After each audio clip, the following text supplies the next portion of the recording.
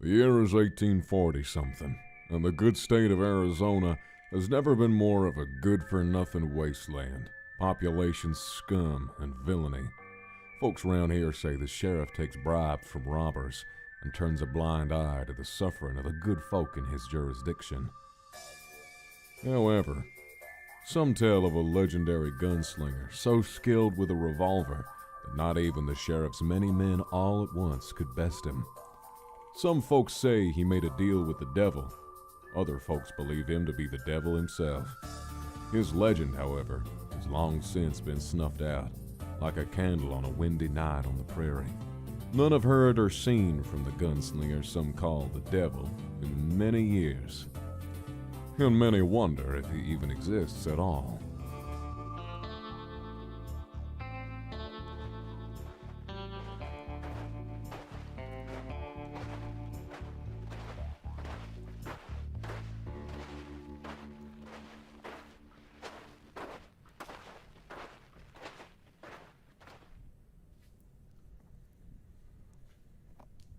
Huh. Well, howdy there. You know, I'm mighty confused. I was strolling out here on my horse, and I decided to tether that good girl up over round yonder, and then I see you lying out in between these two great here rocks. What do you suppose you're doing out here?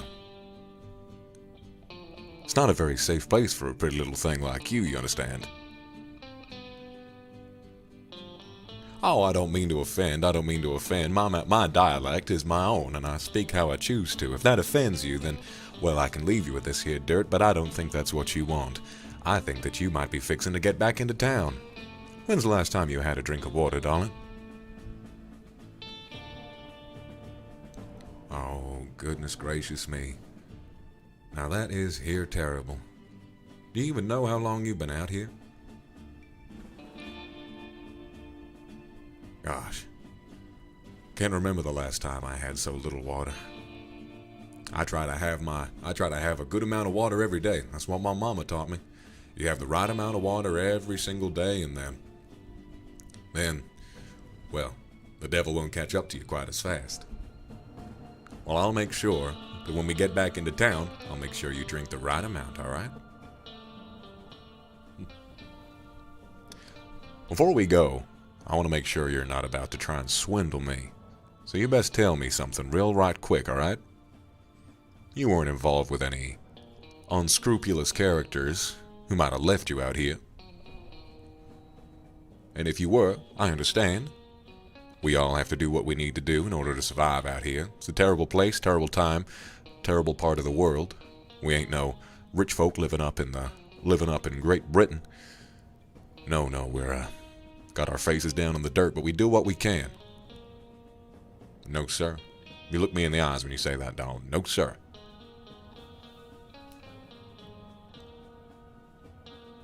All right. Now that's a little better. So, with that in mind, I would like to cordially extend my hand out to you. Please, if you would like, you can ride upon my horse's back, and we'll go up to the nearest town. You ever been to Crapshoot before? No, I don't imagine you have. It's a very small town. But you see, problem with Crapshoot is that, well, they call it Crapshoot because surviving there is, well, a crapshoot. It's a very dangerous land, and some people out there tell me that the sheriff, well, not the nicest guy to be interacting with. The sheriff is the kind of guy who might, see you lying out here in the dirt, but if you didn't have any money to offer him, any money that he could embezzle, might just wind up and leave you here. And wouldn't that be a terrible thing? Wouldn't that be terrible? So, if that's what you want, I'll let you saddle up on my beautiful horse, tethered up just over yonder, and then we can get along our way. Does that sound right for you, darling?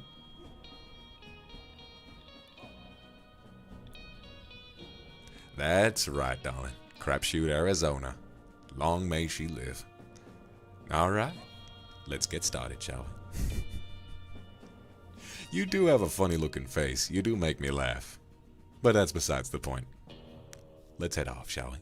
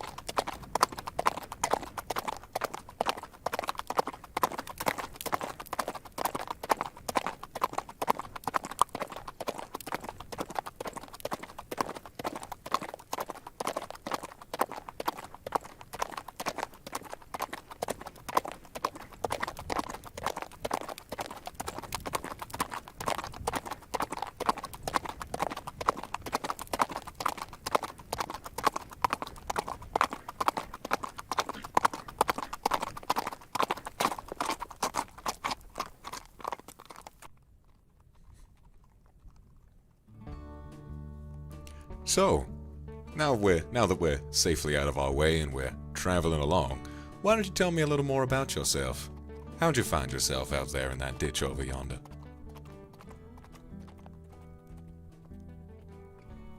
Oh, don't mind my horse. She might go a little fast sometimes, but I promise you, she won't ever let no pretty young thing like you ever fall off her back. Oh, her name is Juanita. I called her that after my mama. That's not my mama's name, of course. My mama just told her the name of that.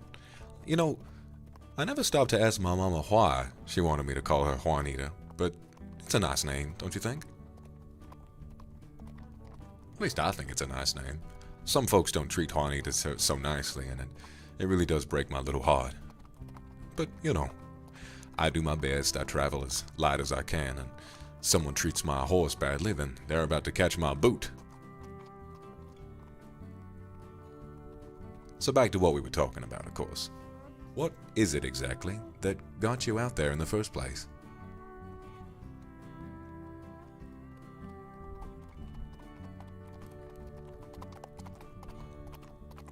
I see. Some folks wound up catching you on the wrong end of the stick. You were down on your luck, weren't you? Given an offer you couldn't refuse.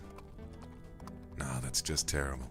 Just terrible. You know, the same kind of thing happened to my cousin once. He was traveling out here looking for a way a guy could make an honest living. And oh my goodness, he was approached by some low-life degenerates who offered him an opportunity for some work. They said, we're gonna go raid a local camp. We're gonna go fight some guys, and you know, him being almost as good a gunslinger as I, he came on out and he tried to do that, but all they did was lead him into the middle of the desert, and they shot him. Thing about my cousin is he lived, surprisingly. They shot him and he passed out for a good 3.5 weeks out there in the old outback. They did shoot him, but somehow he just lived. Woke up. Told me he woke up 3.5 weeks later with a thumping headache, and then, well, I believe that bullet is still in his brain to this day.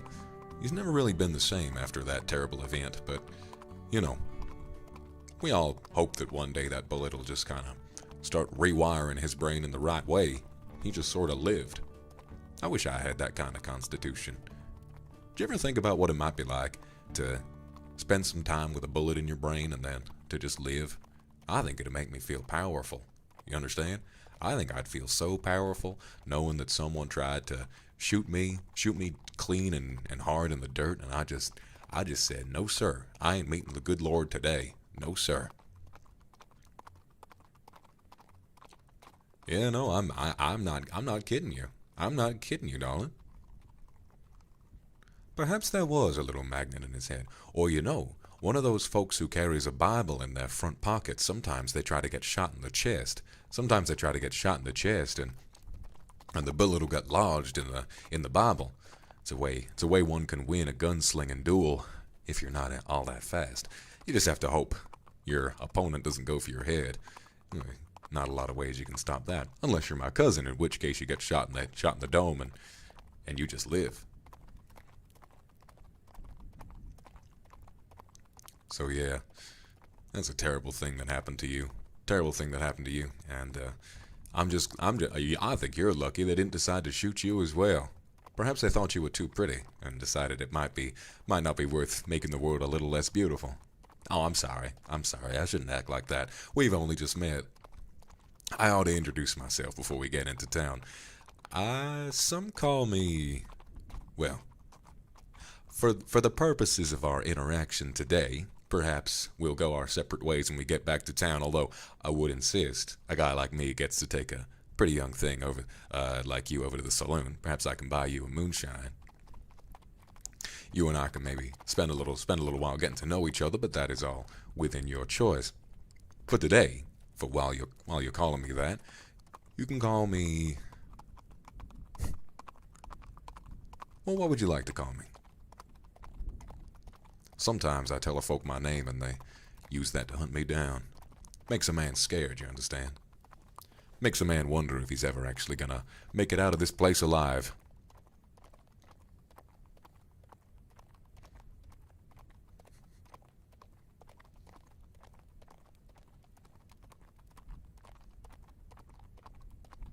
Oh my. Ha.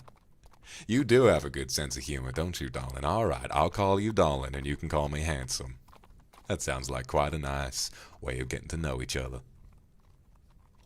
So, darling, Handsome here is wanting to know a little more about you. Before you found yourself face down, ass up in the dirt, looking like an ostrich, although I don't believe I've ever seen one of those. I've just read about them in books. I don't find myself mighty good at reading. Sometimes I look at the pictures in books and I find them mighty entertaining. But I don't suppose you ever read about an ostrich before, have you? No, you haven't. Well, that's fine. But what did happen to you? Where did you come from? What was your mom and your daddy like?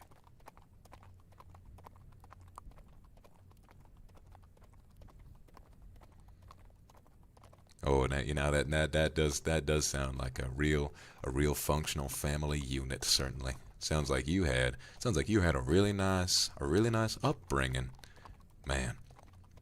Sometimes I think about my upbringing. My mama was always taking real good care of me when I was a wee young boy, but my dad was never around too much. He was, well, yeah, I followed in his footsteps. I travel all around these here parts. I get on my horseback, get on Juanita's back, and she and I would go out looking for work. That's what my daddy did. He would send letters to me and my mama, although, I never really learned how to read them. I'm not sure if my mama ever learned how to read them either. She would look at them, and whenever she saw the way he wrote on the page, she would recognize that it was in fact his. But I don't think either of us knew how to read them. You know, sometimes I wonder if my dad was ever writing real words. Maybe he just put a picture on them letters.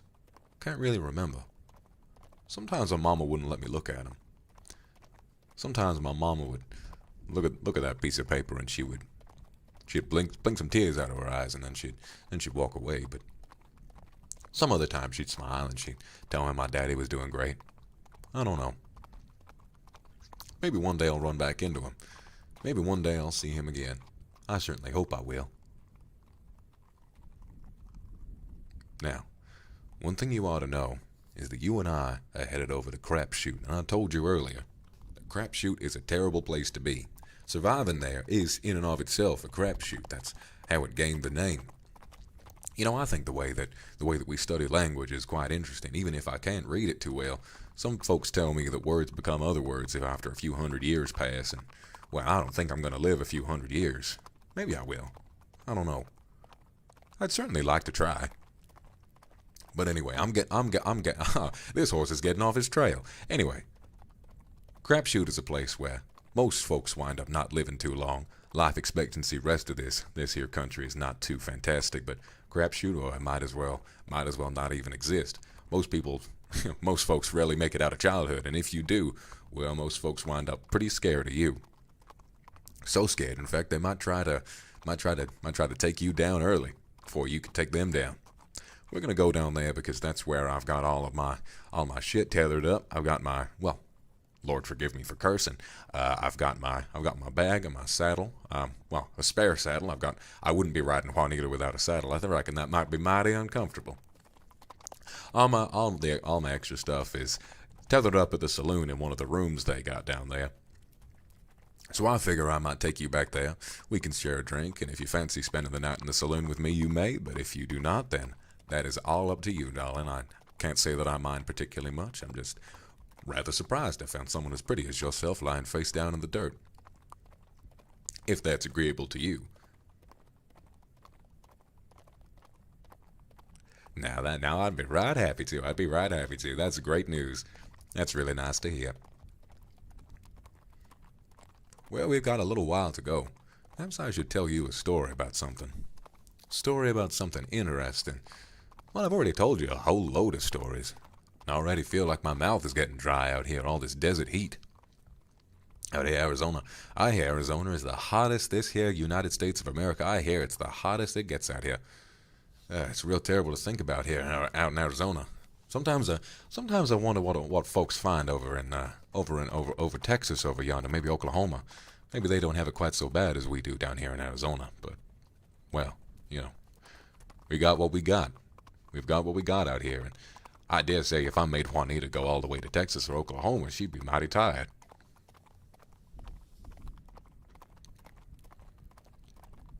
Oh, tornadoes in Oklahoma. I don't fancy dealing with those. Dealing with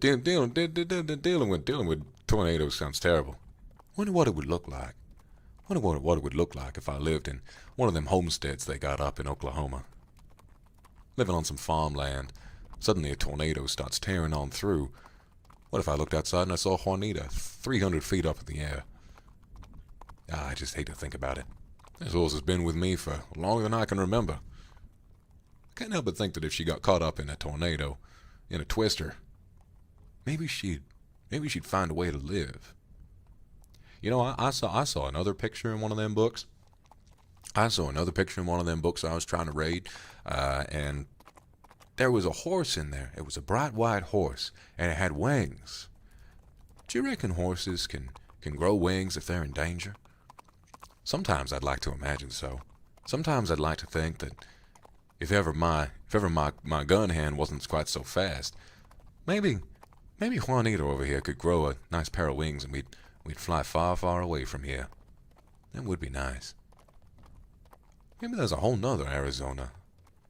Hundreds of feet up in the air, we just can't see it. Hey, don't be saying that. I ain't smoking no plant. This is how my mind works. This is the brain I got. This is the brain I got, and sometimes I like to think about Pegasuses. That's what they're called, aren't they? Pegasuses. It's a funny word. I wonder who came up with that.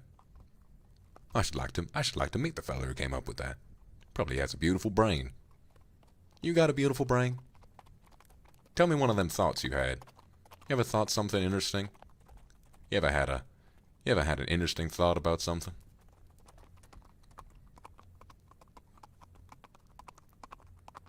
Can you read? Oh my! If I found someone as pretty as yourself who also could read things for me, my I'd finally know what all those letters from my daddy said. I'd finally be able to understand what those angry-looking letters in the mailbox tend to say to me. I never know what I'm supposed to do, and I always get a lot of these really angry red letters, and then all of a sudden my landlord is kicking me in the pants, and I gotta go someplace else. Wow, that's mighty impressive. How did you learn to read? Maybe it's 'cause I never went to school.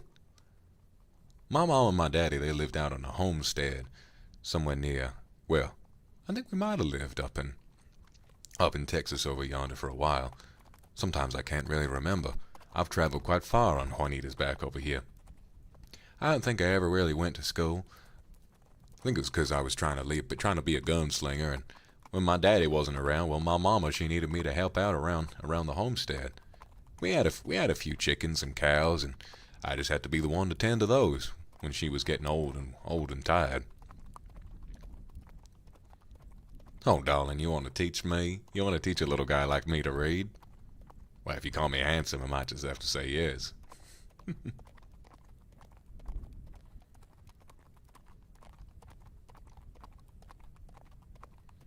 Oh, well, I'd be right happy to learn how to read with you. That sounds like quite a nice afternoon.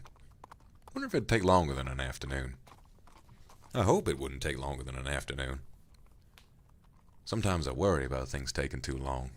Wonder if I'll forget where I was. I see them reading folks. They get one of them little. They kind of fold the corners of a book. I imagine it's so. Imagine it's when they find a picture they like, they can fold the corner in, and then they can figure out, well, I'd like to go see that picture again, and they find the fold in the book, and then they go open it back up again. And then when I'm learning something, sometimes I worry.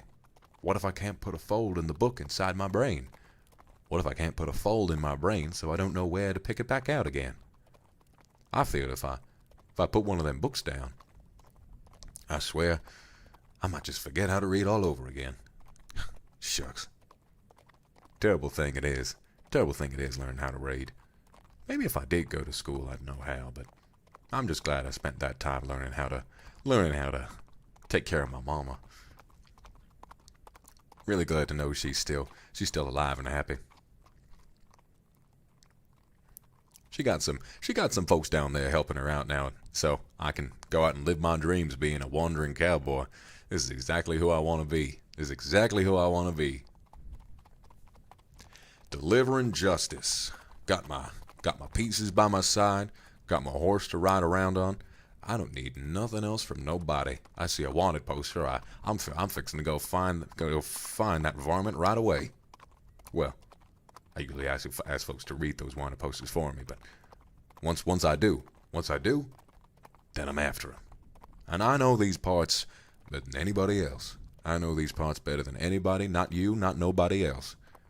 I see a little tree in the background of one of them wanted posters they got, and I think I know exactly where that tree is. I passed by that tree only 3 to 4 weeks ago, and I was moving around one of them watering holes. A real man? I'd like to think I'm a real man. A real man takes care of his mama like his mama took care of him. That's what I did.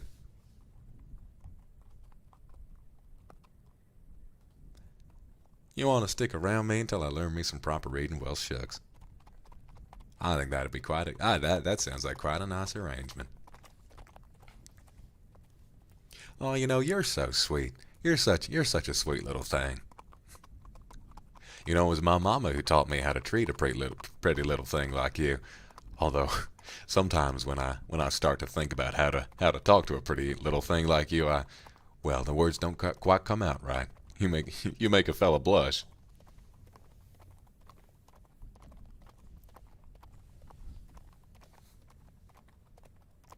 That made you smile, didn't it? I like making pretty people like you smile. Hey, you best slow down. My mama taught me that marrying is only for folks who've known each other for a long, long time. Only for folks who feel like they can support an entire life together. You need some time to figure that out. You don't want to throw a ring on my finger right away. You don't want to try and figure that out right away. You need to spend some time around me. A couple of days at least. Then maybe we can think about it. Never really thought I'd get married. Always thought I'd be one of them folks who just keeps walking around. Worst thing I could do, being a wandering guy myself. Worst thing I could do was to have a couple kids and then, well, what if I kept moving like my daddy did? I want to be a good daddy to my boys and girls. One day.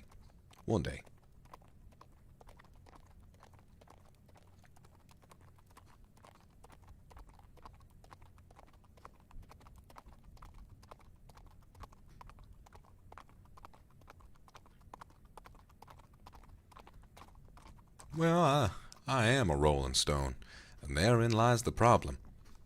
Rolling Stone can't have no kids. What are them kids supposed to look up to? I want to be there for them. But I think my wanderlust can become too powerful sometimes. I think sometimes I sit down and I look off into the sunset and I just wonder, if I rode fast enough, could Juanita and I reach the sun before it goes up or before it goes down? When it seems to sit upon the horizon looking like a giant ball of fire, what would you find if you went that far? I think it's mighty interesting to imagine what might happen to a fella if he got on his horse's back and they rode off in search of the sun itself. Although, like I was saying, Arizona here is already mighty hot. I reckon it might get quite a lot hotter if I manage to ride all the way out to find the sun. Oh, that is true. Now I've heard legends about that as well. I've tried many a time. The thing is about down here in Arizona, we don't tend to get a lot of rain. Down here in Arizona, we don't tend to get a lot of rain, and so a rainbow is even rarer. The thing about a rainbow is, it's always nice and sunny here. It's a sunny place all the time. So if ever there was a little bit of rain, every once in a while, I see rain once every year or two. But whenever I do see rain, there's a good chance there might be a rainbow. Whenever I see a rainbow, I go and I saddle up Juanita and I say, Juanita, there might be a pot of gold down there at the bottom of that there rainbow. And I can see it in her eyes. She is as excited as I am. So we start riding as fast as we can down to the bottom of that rainbow, but every single time we do, it just seems to get further and further away. Even if Juanita and myself found ourselves at the top of a hill, and we look and we see on the ground, exactly where it might be, it just gets further and further away. I never understand what a rainbow really is. You know, once you manage to teach me how to read, maybe I can get a book and I can figure that out for myself. I can find a book, one of them science books, one of them folks got up over on the East Coast. One of them university fellers. Pardon my language. I'm sorry. Lord forgive me. I usually have quite a long mouth, and I tend to run that mouth quite often. But I'm trying my best to have some clean words to say around a pretty thing like you. Don't want to make you feel disgusted with me after having met you so soon. So what's the word for that? Not so long ago. There you go. Oh, you think it's fine, darling? Well, shit. I suppose I can try that for you, but I still feel a little weird about it. Feels like swearing in front of my mama. You ever learn how to swear in front of your mama? My mama swear in front of me sometimes. Sometimes my mama swear in front of me. Whenever I swear in front of my mama, she gives me a backhand around the face, and I think to myself, yeah, I probably deserve that.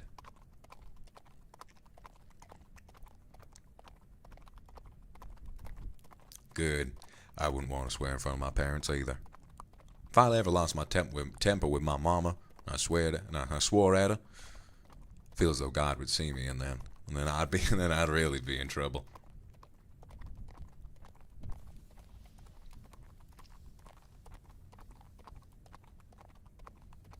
Oh no, my mama's not no abusive parent. Silly. She gave me a little slap for being a naughty boy. She's a lovely mama. She takes good care of me. No, I know what that looks like. I've seen my friends. I've seen my friends who have real nasty mamas and daddies. My mama's not like that. She gave me a nasty slap when I cursed in front of the good Lord, and well, I think I do deserve that if I'm being completely honest.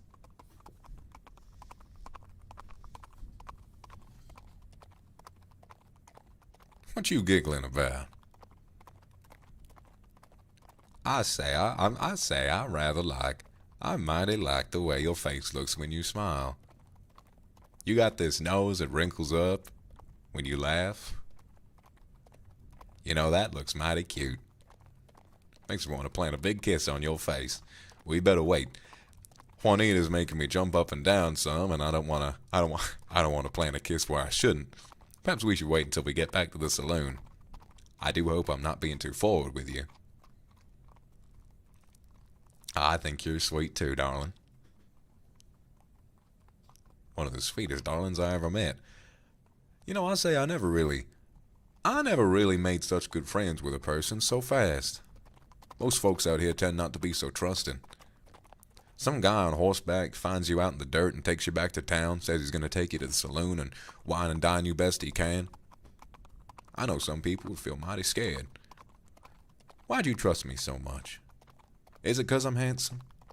Am I handsome?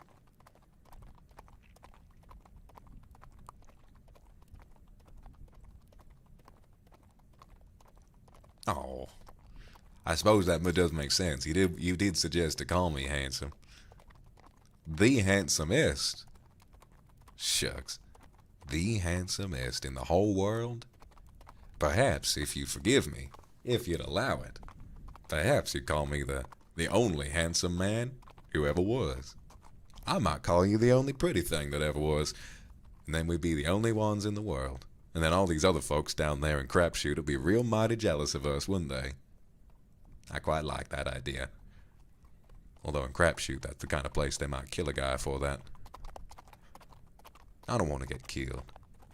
I mighty like being alive. Like having my gun by my side, my horse beneath me. And then this beautiful young thing sat in front of me. Living is rather nice. No, you are too right. You are too right, darling. What's the good in being dead? What's the good in being dead? All you do when you're dead, you go up and meet the good Lord. Sometimes I wonder if I dueled and shot too many folks, maybe I wouldn't get to meet the Lord. Maybe I'd wind up meeting the devil. You ever heard about the devil of crapshoot?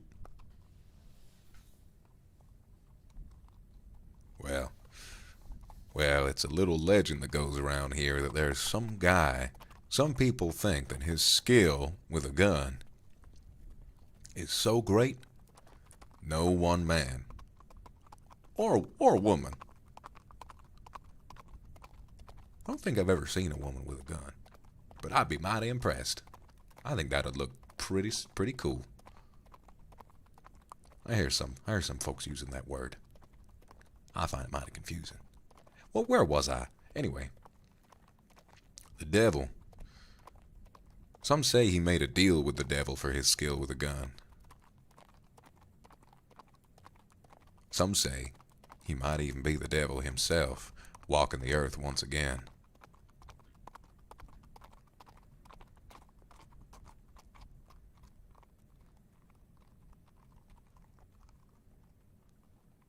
And his skill with a gun was so great that no one gunslinger could ever best him. And he disappeared a long time ago is what they say. Well, what they say, as well as that, what some folks say, I mean, I never said this, but I heard some folks talking about this whenever I stop at that there saloon over yonder. They say if ever there's a need for him, if ever the injustices of the West became too much, if people were too oppressed, perhaps by that there sheriff who lives over there in Crapshoot, then maybe he'd return, try to restore balance to the world. They do say the devil of Crapshoot passed away, but no one ever saw him dead. He rode away on his horse one day and he never came back. I wonder what drove a man away from Crapshoot. If he was so good with his gun, why'd he leave? He'd be the king of that there Crapshoot. No one would be able to challenge him. If the sheriff is so lawless, then surely he's not in any danger. If he can beat anyone in a gunfight, why leave? Maybe there was something out here in the desert he wanted to find. Maybe he got lost. Maybe he did go to some other little town, looking for some other place to write folks and all that. Figure we would have read about that in the newspaper by now. Maybe it is in the newspaper. I ain't read it though. Maybe with you I can read it. We can find out what happened to the devil.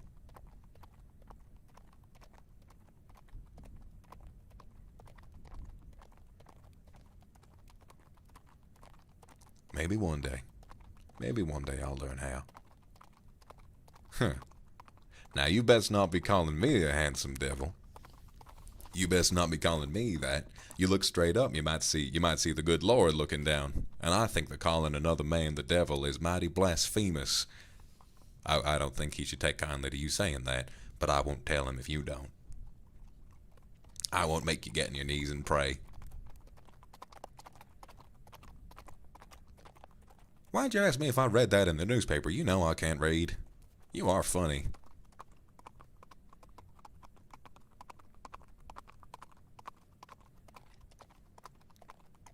I don't know if you're allowed to call me an angel either. I call you an angel. If the good Lord has an issue with that, he can take it up with me. He can take it up with me and Juanito. I'd call you an angel as much as I like.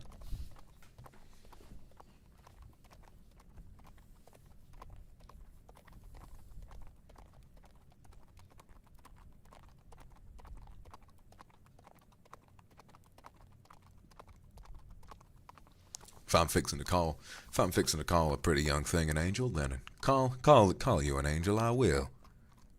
That is simply how it works. How far's town? We're getting close now.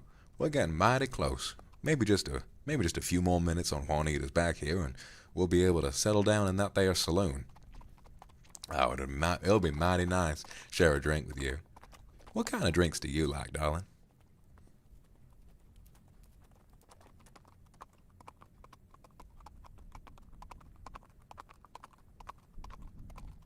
Oh, wow, you are a fancy one, aren't you?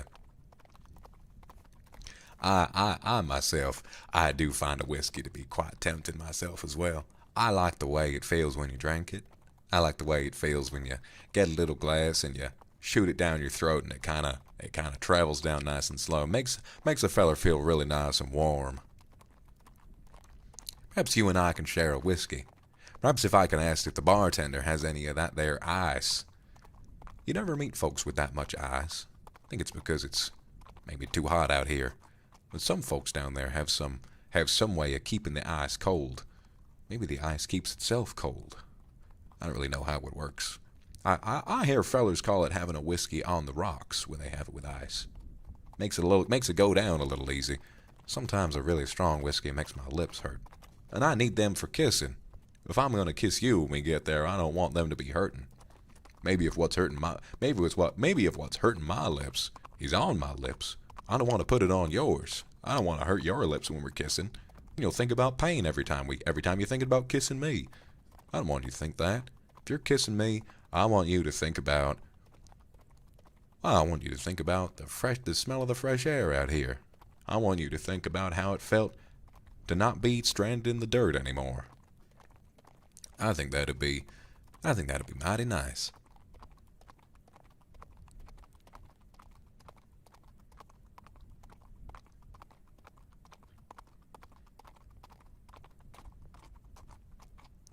Hey, you were the one who was asking to marry me earlier.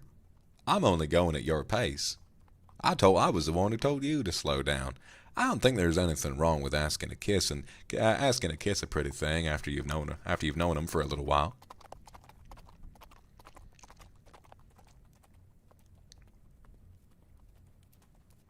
If you don't fancy kissing me, then I rightfully understand. I shall not force myself upon you.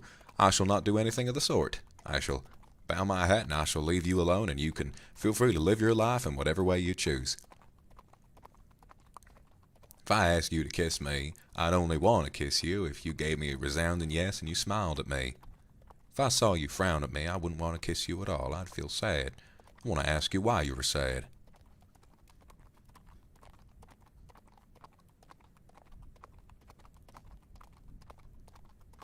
I wonder what it's like for folks who get sad all the time.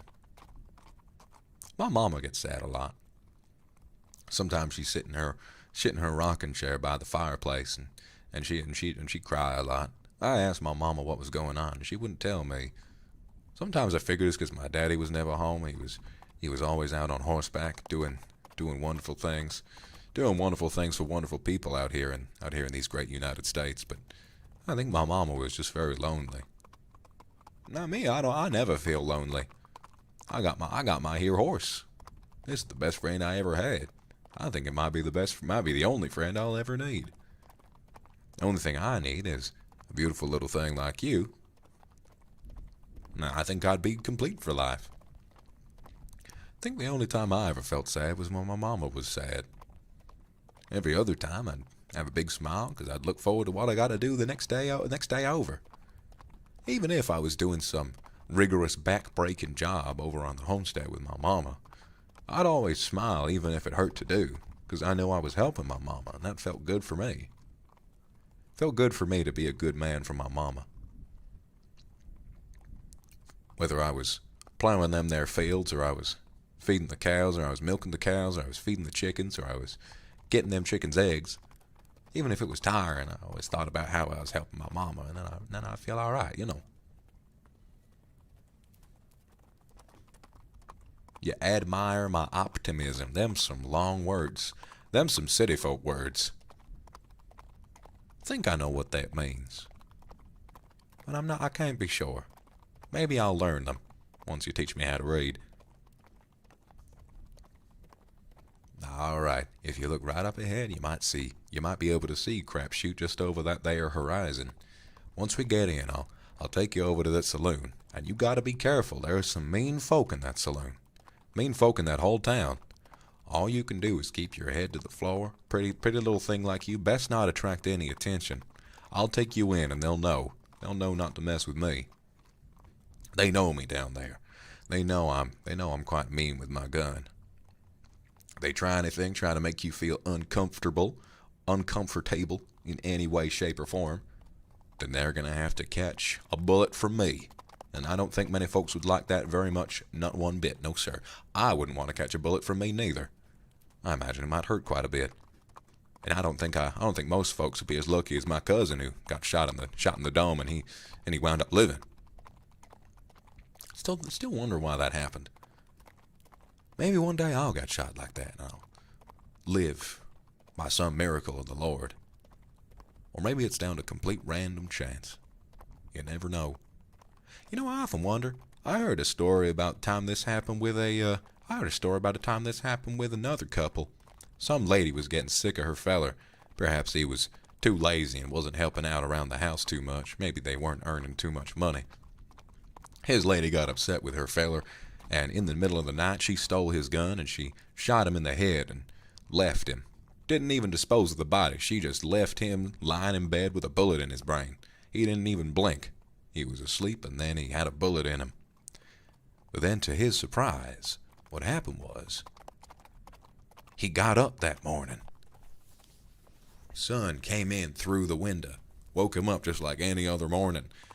He went downstairs and complained to his wife. He complained to her about a terrible headache. Can you imagine that? Can you imagine trying to dispose of somebody you hate? Thinking, well, my life is better off without them now anyways. And you shoot them clear and accurate in the head, point blank, boom, dead. And the next morning, he wakes up and he says, man, I got a headache. That's scary. Wonder what would happen if I shot a guy. Then he got back up and said he had a headache. Maybe I could try shooting him again. I think one bullet should be enough, but maybe sometimes you gotta use two. I've only ever needed one. Anyway, I think the town is just right up ahead. Why don't we go ahead and get in that saloon? I'll get us some whiskey, and then we can go and get to know each other a little better, right?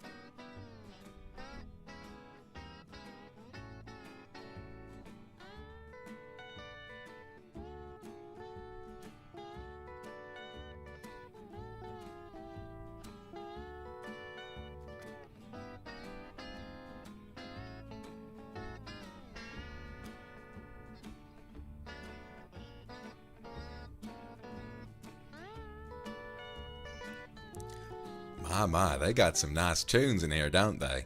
I always like the music they play in this here saloon. Always makes me smile the way they play them guitars. I don't know how to play an instrument. You ever learned how to play an instrument, darling?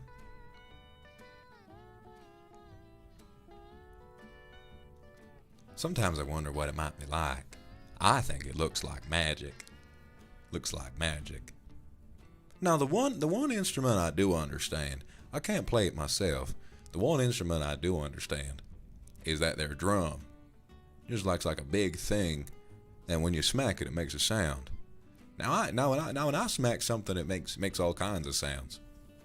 I remember I was down the saloon with my mama one time, and there was some guy There was some guy who came up and he did not want to take no for an answer. No, sir, he didn't. He did not want to take no for an answer. He kept bugging my mama, saying, why don't you let me take you home, sweet cheeks? Why don't you let me take you home? I can show you what a real man can do for you. And she, obviously being a good, loyal woman to my daddy, she turned around and she smacked him so hard.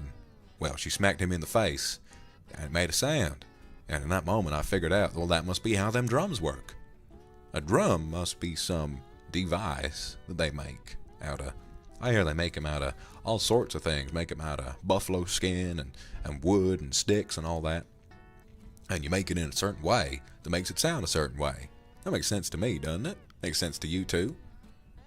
Kind of reminds me of all sorts of different things. And so I imagine it's the same with a guitar. But I wonder how you'd make it do that. I ain't never plucked no string and it made no sound. Most it'll do is go boom. You know? That always makes me feel mighty confused. Who do you reckon was the first person who came up with a guitar? I wonder who. How would they have come up with that idea? Perhaps they found one. Maybe it was God or the devil. You know, I heard something actually. I heard there was a guy. Around here who was mighty proficient with his guitar, and he would travel from saloon to saloon, and he'd be playing his guitar as much as he wanted. And people said he sounded so strange. The way he played his guitar was unlike the way anybody else played a guitar. And well, some people said that he made a deal with the devil as well for that kind of skill with the guitar. Maybe the devil was the one who gave him the guitar in the first place. Plucked it straight out of one of them holes in hell, and he said, why don't you go and play some music with this? After that, other folks around here must have seen the guitar and thought, well, shucks, maybe I can make one of them for myself. And hence, we have the guitar. At least that's how I feel it. Perhaps I'm wrong. Perhaps some folks are just smarter than I am, and they make a guitar on their own. Anyway, I brought you a little present. Brought you some whiskey. If you'd like, I got myself some as well. You and I can say cheers. We can make a toast. Then we can try some of this whiskey ourselves. How would that be for you, darling? Oh, shucks. All right. Let us raise a toast, my darling, all right? Let us raise a toast to our fortunes for finding each other way out there in the desert. Ooh. Now that there is a mighty warm whiskey. How'd you find it? I can see it on your face. Your face is scrunching up like you done swallowed a rattlesnake. If whiskey ain't to your taste, you can tell me. I understand it's not for everybody.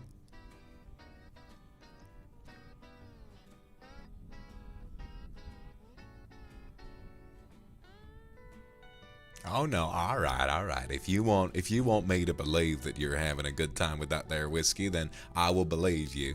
I ain't one to question how you might find all these drinks. Oh, you best not be asking about other pretty things I've met. You're the prettiest thing I've met in a long time. I'll tell you the truth, darling. I haven't had the opportunity to take a pretty thing like you out in a very long time. In fact, I can't really remember the last time I got to take out a pretty young thing like you.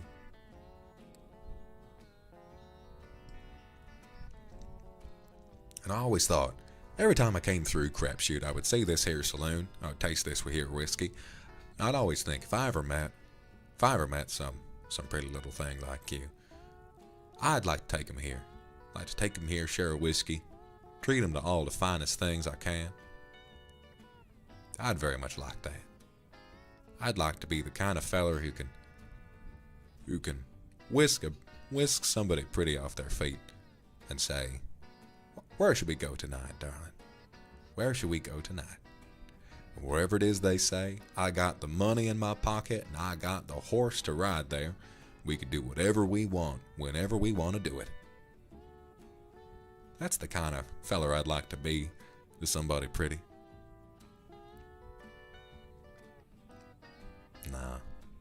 You're the first person I told that to. I spend so much time doing my work, slinging my guns. I didn't have a lot of time. I didn't have a lot of time for this kind of thing. Makes me sad. Sometimes I'd like to believe I'm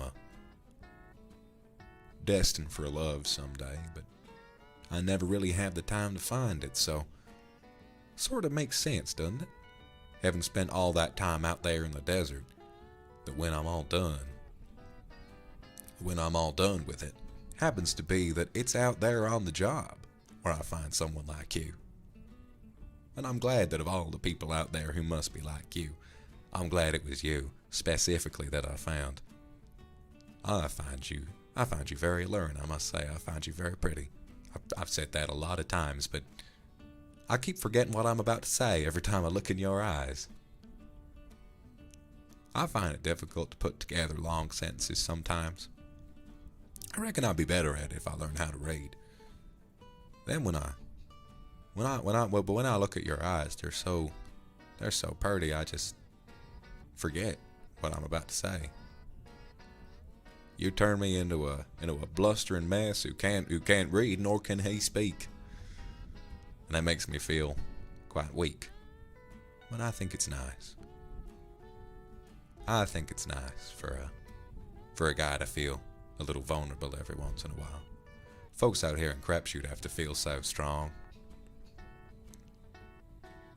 Folks out here in Crapshoot have to feel so strong all the time. I imagine if a feller ever wanted to cry, I don't think he'd feel like he could. I think he'd get all scared. And suck those tears right back into his eyeballs. I'd like it if I could cry every once in a while, but then again, I don't really have much to cry about. I wonder what it must be like to cry. I used to cry a lot when I was a little boy. Whenever I was a little boy, I used to cry a lot whenever my mama got sad. I'd go off to my room and I'd cry. Then when I left home, I kind of just stopped doing that. Maybe it's because I never cared about anybody so much as I care about my mama. So if something bad happens to another person, I can keep a healthy level of detachment. And then I don't worry about them so much.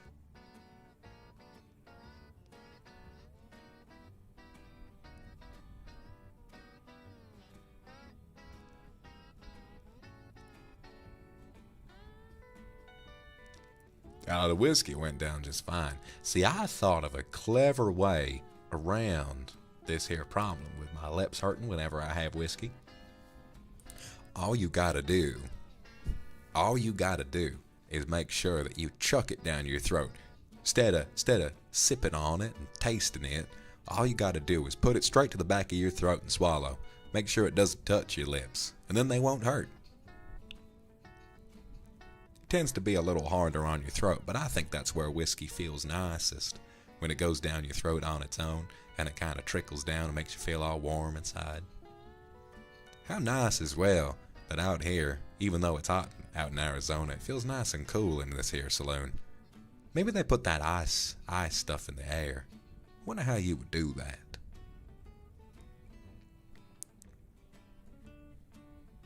You can't hold your liquor, darling? Oh, I'll make sure to get you some food. That's one thing my mama always told me, that if a fella or a lady offers me a whiskey, I gotta make sure I've had my dinner. And lucky for you, I had my dinner before I got on my horse and went and found you. I had a really nice dinner. Can't remember what I ate for dinner. I remember I liked it though.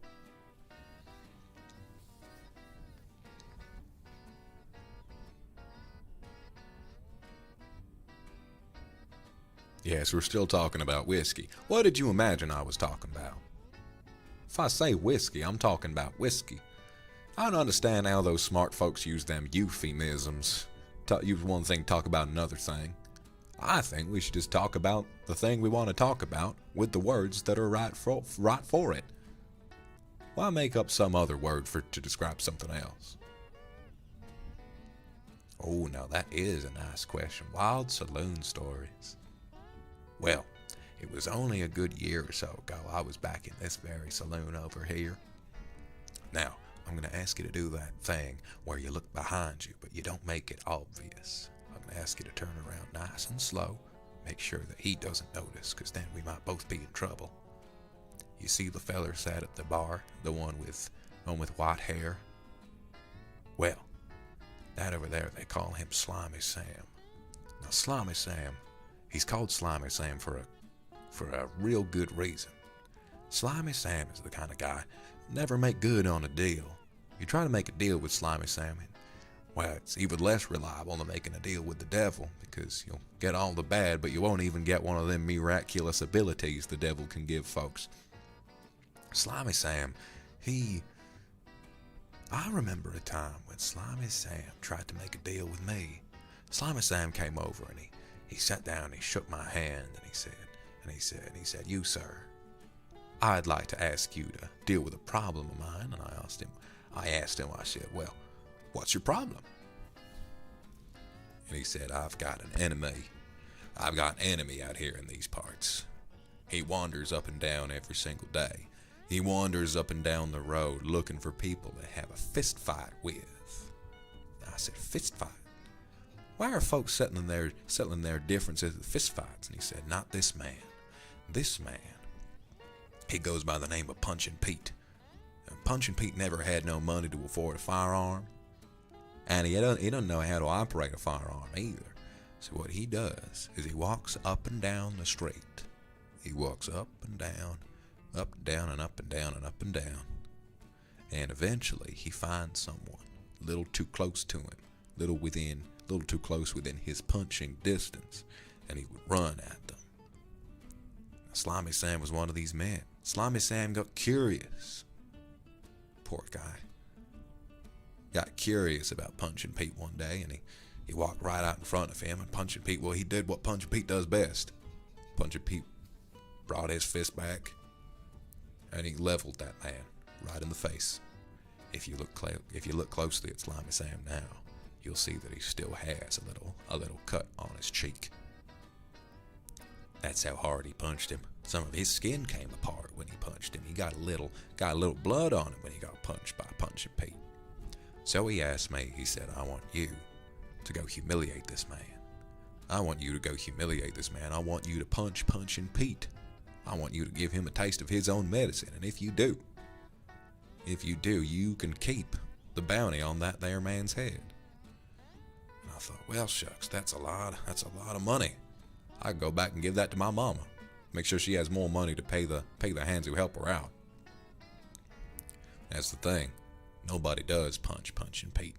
But I decided, me not being the smartest guy in the world, I decided I might punch Punchin' Pete. Maybe it'll be worth the money. I'll tell you right now, it was not worth the money. It was not worth it at all. Punchin' Pete was in this here saloon right now. He was in this here saloon. He was sipping on a whiskey, and I came up to him and I said, "Punchin' Pete, I hate to do this to you, my brother, but I've been challenged to punch you." And Punchin' Pete looked at me. He's a very tall man. Very tall man. He has one of them handlebar mustaches. One of them mustaches that goes all the way down his face. Looks like he might weigh the same as two whole men. And he looked at me, and he tried to hit me with a right hook. Didn't even say a word. No gentleman's dueling. No nothing. Just tried to hit me with a right hook, and that was that. Now I ducked under him. And I went and I tried punching him in the stomach. But something about this man, he had been working out. He had been one of those men who spends his whole life trying to get strong. And his stomach, it felt like I was punching a stone. I still remember how it felt when I punched his stomach. It hurt my hand more than it hurt him. And then he got two of his fists and he brought them down upon my back. And I fell through the ground. Well, I didn't fell through the ground, but it felt like I did. If the ground in this here saloon had not been stronger, if they had one of them fancy basements down there, I might have fallen down, and then I might have hurt myself. I did live, but I got a nasty bump on my head, nasty bump on my noggin. I'm okay now. This was a good year ago. And then I talked to Slimy Sam, and he said, "Well, you did your best. But I'll tell you something. I overheard some folks not too long ago telling me about something Slimy Sam said. Slimy Sam was in one of these booths here, and he was talking to another feller, and he told him that about me, he told him about what he had asked me to do. He told me about the time that he had challenged me to punch Punchin' Pete, and you know what he did? He told Punchin' Pete to punch me back. 'Cause I heard the bounty on me is even bigger than the one on Punchin' Pete. It was all a ruse. All a great big ruse to try and get to me. He's just lucky I didn't wind up dead. Actually, I think he's rather unlucky. I should imagine I would have been angry at him. No, I'm not the kind of guy to hold a grudge. I'm not the kind of guy to hold a grudge against Slimy Sam for that. He's just a man trying to make his living. Wonder if that bounty's still on my head out here. Well, I suppose there's only one way to find out. Stick around in this town long enough, trying to have a nice evening with a pretty young thing. Maybe eventually one of them's gonna come out, and one of them might try to challenge me again. I certainly hope that doesn't happen. I don't like getting into fights, even though that's my job. Slimy Sam needs a shower. I don't suppose I know what a shower is. I think that's one of them things those rich folks got. Most of the time I'll just get a bucket and I'll dunk it over myself and call it a day. Most folks out here don't have time to wash themselves, more than to a rudimentary level. I was wondering what happened to that there music. Maybe they were tuning their guitars. I'll have some more of that whiskey. Yeah, now there's a good whiskey. I've had bad whiskey before that hurts more than it warms you. This is a good whiskey.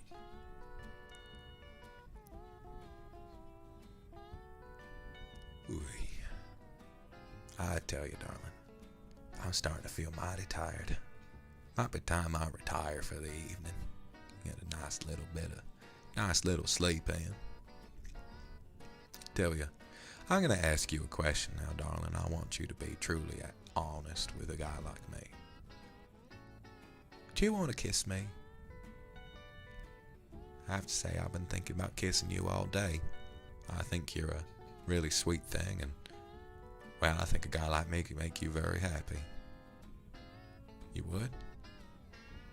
Well, gosh, I'm fixing to blush too much now. I don't think I can anymore. Gosh. Well, all right. I'll close my eyes so I don't get scared. You just lean over and you let me have it, all right?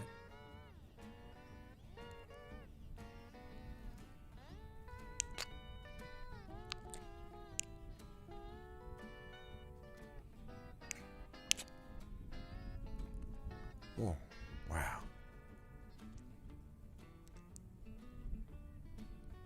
You know something? I think your lips taste better than any person I ever done kissed before. You might not believe me, but my heart is racing really fast. There was a time, I've been in so many fights, folks pointed guns at my head.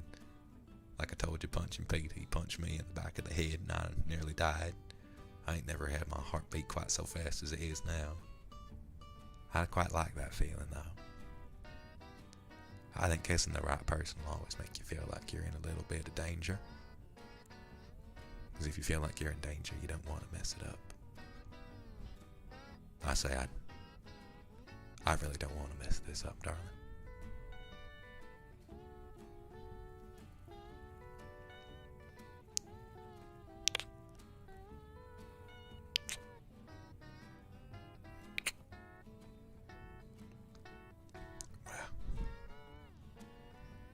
You are such a sweet thing.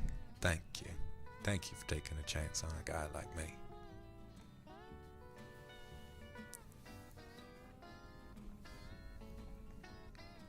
All right. I say I'd quite like to kiss you some more, but I kind of don't want to do it where Slimy Sam can see. Wonder if he might be getting some ideas about you. Wonder if Slimy Sam might be keeping an eye on you and kind of think of something slimy to do like Slimy Sam does.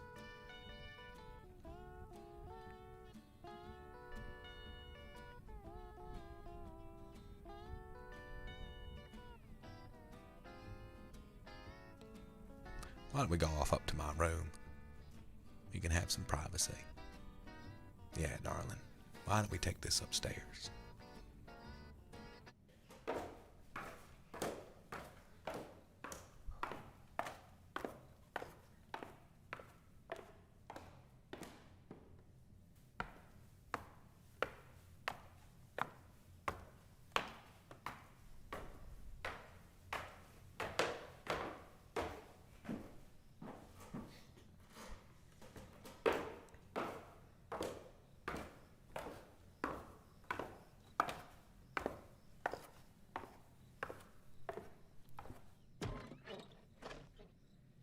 Whew.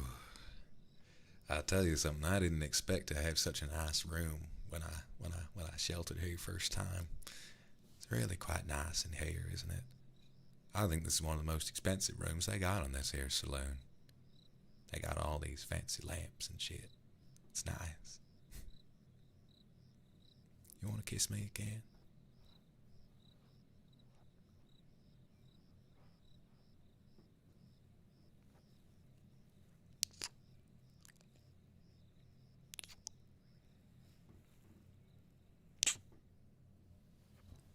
Something about the way you kiss me makes me so nervous. Now what? Oh, darling, you didn't go ahead and steal my hat, did you? When did you do that? I say I didn't even notice. I didn't even notice you make off with my hat. Darling, why don't you take a seat for me? Take a seat for me, darling. I have something to explain to you.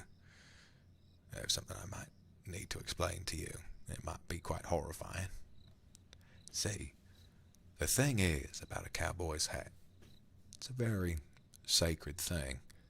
If a cowboy loses his hat, it tends to be a sign that he's putting his life away. He's fixing to settle down. I'm not a man fixing to settle down just yet. I got too much unfinished beeswax out here in these parts. Problem is, darling, if a pretty thing like you were to steal a cowboy's hat, that's a sign that you're fixing to go to bed with a man. Now I might be a very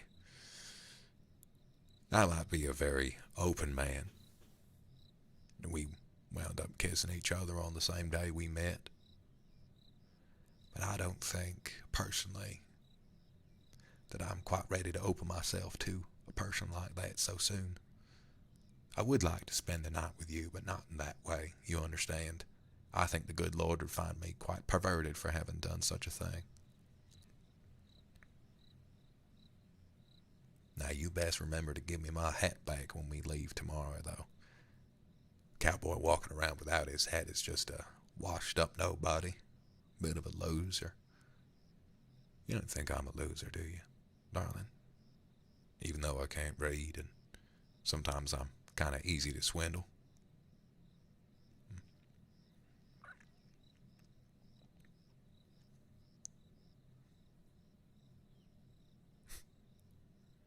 Well, now,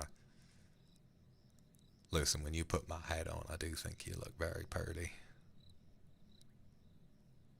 I like the way that you like to tease me like that, the way you give me that smile.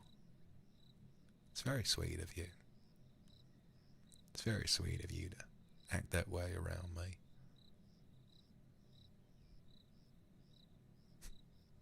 My hat's a little too big for you, I think.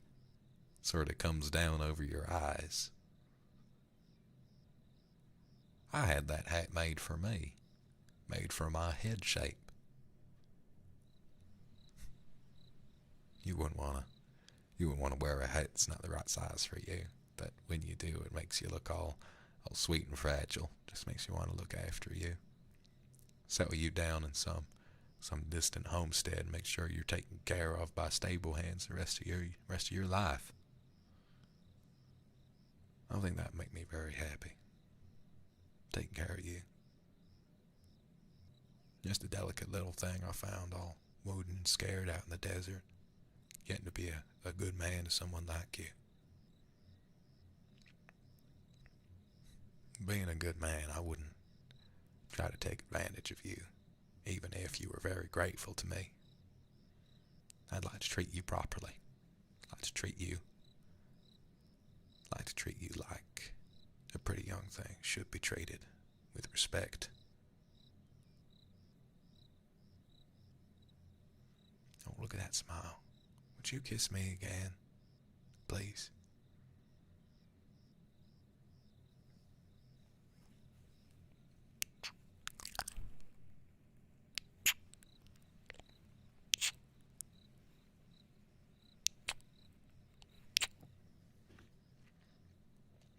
Oh, you'd like that? My little desert flower. How I found you looking so beautiful in amongst all the sand. Wow. You think I'm a keeper, darling? I'd like to keep you too. I think you're a keeper, my little desert flower. The way that you and I found each other, I fancy it quite romantic. I never read a romance book. You know I can't read. Sometimes I'd hear stories about that kind of thing happening with people. Star-crossed lovers, or the kinds of folks who were just meant to be together, soulmates, that sort of thing. I know we've only known each other for a day. Sometimes I feel you might be my soulmate. Not saying you are. We got time to figure that out. But just for today, I think it's kind of nice to imagine that might be the case. Never thought I'd meet my soulmate. Never thought I would. Oh, you could read me one of them romance books. That'd be mighty nice. That'd be mighty nice. We can figure that out. We can figure that out nice and easy, darling. You know, you want to know something? I think for tonight, I'd just like to lie down with you in the bed beside me, and then, if you'd like, maybe you can read a story to me. I told you a lot of stories today about where I came from, my cousin, my mama, Slimy Sam and Punchin' Pete. Maybe you can tell me a story from your life. Tell me about your family. Any kind of backwater part of this world you came from. I want to hear it all. I think you're a very sweet thing, and you got a nice way with words. I like the way you talk to a guy like me. I like the way that when you look at me, you smile. It's like you're looking down on me. I reckon you're a smarter person than I am, but I don't mind that. It means I got a lot more to learn from you. I think that makes me feel quite excited. You the brains, and I'm the brawn. I'll keep you safe, and you'll keep me smiling. That sounds good to me, doesn't it? That sound good to you, darling? Spend a little bit more of your life with a simple guy like me.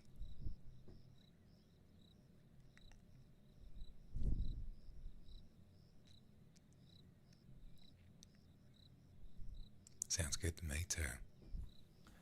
Now, I am a little worried. Sometimes I'm scared. I'm scared that if I spend too much time in crapshoot, they'll figure out where I am. And maybe some bounty hunter, some feller with a wanted poster with my face on it, comes banging on my door, asking me to come out and face him down at the turn of high noon. Now I know I can always fight back. just don't want someone like you to see that. Don't want someone like you, even if I made a mistake. You wouldn't want to see me get hurt, would you? You wouldn't want to see me being violent with another feller, would you? That's the thing I think I should make you aware of, is my life is dangerous. I'm always being apprehended and caught up by some mean folk. All I'm doing is my best to keep you safe, keep myself safe, and keep my horse safe. I always get a little worried about Juanita. Right now she's out there in them stables by the saloon. Sometimes I get a little worried that she might get stolen away by some folk. But there ain't no way they'd let Juanita in here so I can keep an eye on her. So I just have to trust folk to be nice with my horse. I think if there was one good thing about being dead, if I could sacrifice myself for anybody, I'd sacrifice myself for my horse, I think. Someone pointed a gun at me and said, I got one bullet, which one of you is going? I'd say, you take me, you set my horse free, let her run home to my mama, then she'll know what happened. I know Juanita's gonna be fine. She's a strong horse. I reckon you'd have to put a bullet in her brain about 75 different times for her to slow down. She's so fast and she's so healthy. Don't think I've ever seen her get sick, not one single time. I'll protect my horse no matter what. And you best know I'll protect you just the same. If all three of us were there, and they had 2 bullets, I'd just take his gun and I'd shoot him with both of them. Then we all get to be alive. You know, that's a better idea.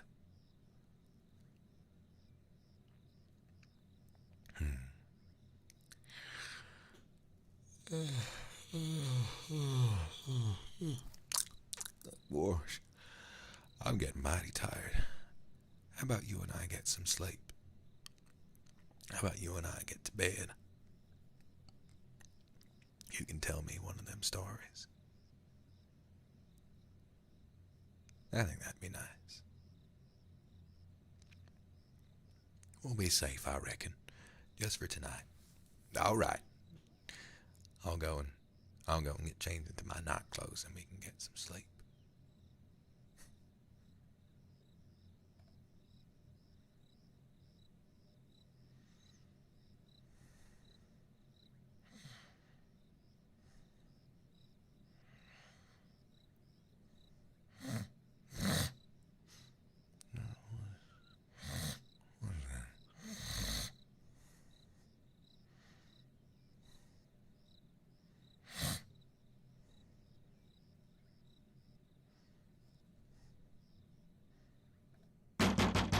What was that? Darn, someone's shooting a gun outside. I'm gonna go check it out.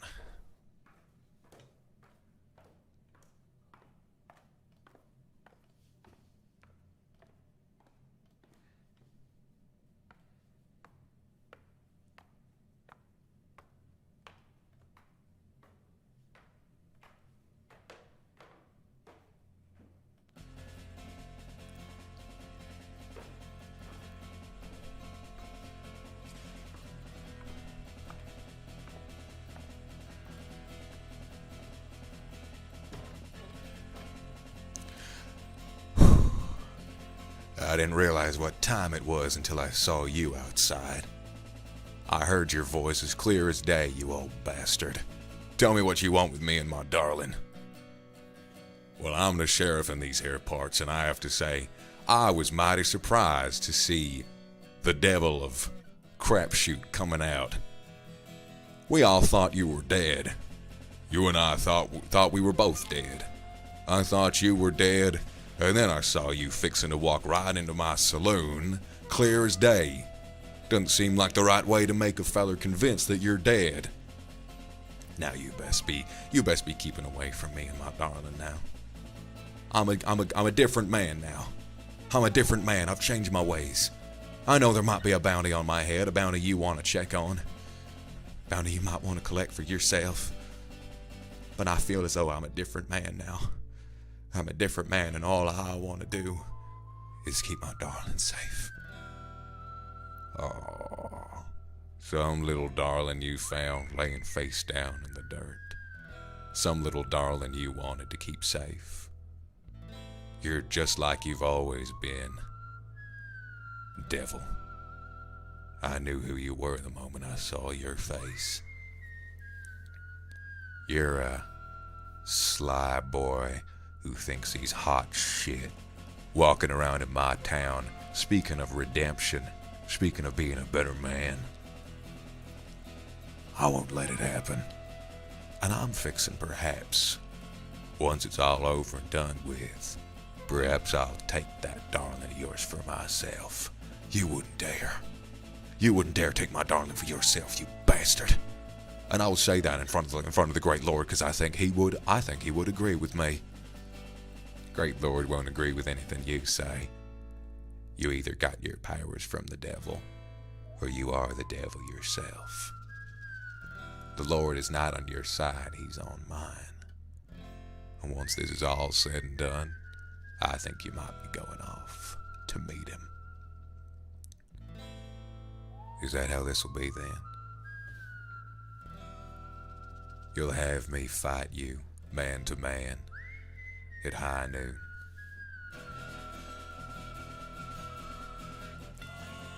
Yes, while you were fast asleep, the day was progressing. The sun is high above us right now, but my gun is itching to find vengeance. My gun is itching to find revenge upon you. For everything I've done, for all of your money I've stolen, for all the times I've kept people safe from all the money you were embezzling, from all the deals you struck with bandits and bad folk. Now, ladies and gentlemen of this town, I would like to reassure you that this man has no documentation to confirm or deny what he is accusing me of doing. And I think you might be able to find out that that is a crime under the United States Book of Laws. That is a crime called defamation, and I can have you court-martialed, I can have you shot for that. Well, Sheriff, if you'll have me shot for that, then I'm afraid you're gonna have to try. Why don't you pull that gun, and why don't you show me what you're made of, you bastard?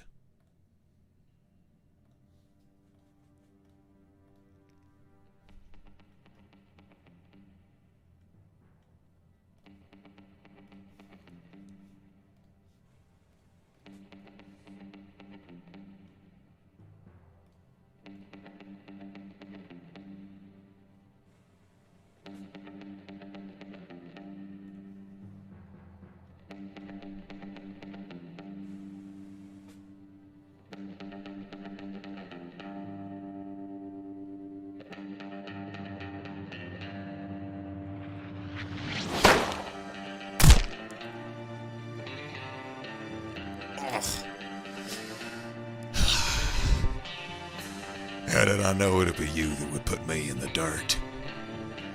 How did I know it'd be you to be the one to finally put me on my back? That's the thing about me, Sheriff. When you look up at the sky and you see me, you think you're about to see the Lord. Perhaps it's a devil in a cowboy hat who'll be the one you go to meet when you go to meet your maker.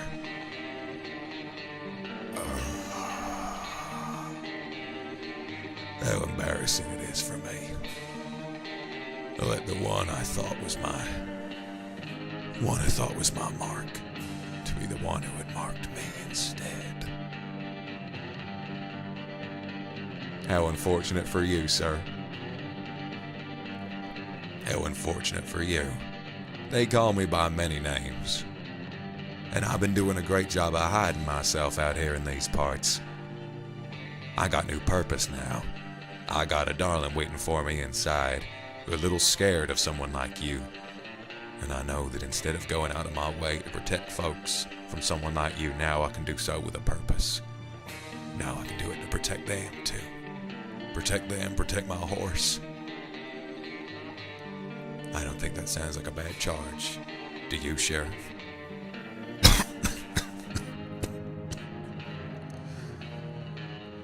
If not me, it'll be somebody else who claims you, boy. Maybe so.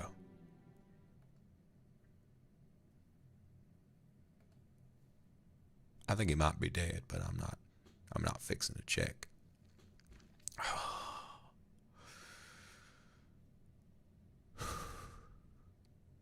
It's all right, darling. You can come on outside now.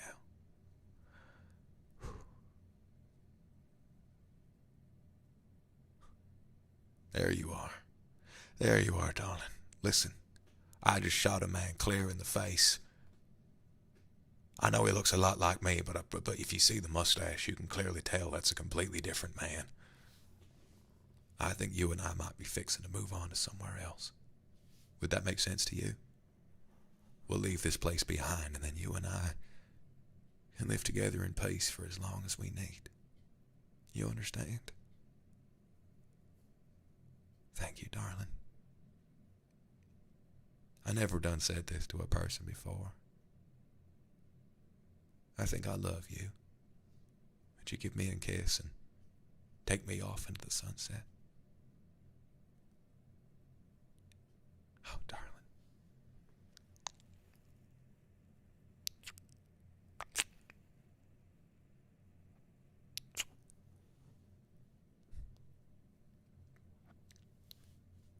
Let's go, shall we? The devil and his bride. I dare say I do quite like the sound of that.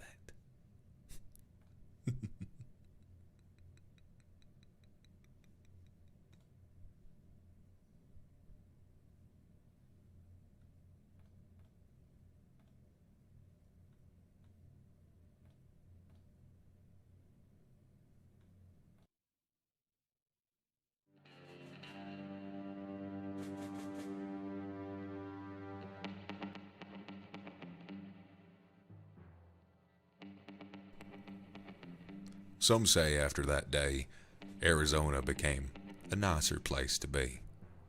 Some say it might have been because of changing laws in them rich folk towns. But some know better. Some, like you or me, know it's because of two gunslingers who walk around and a horse that they share between them. One of them is believed to gain their powers from the devil, and another might as well be the devil himself.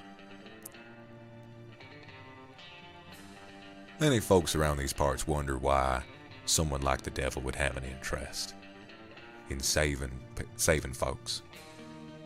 But I think you and I both know the truth. Good or evil comes in many shapes and sizes.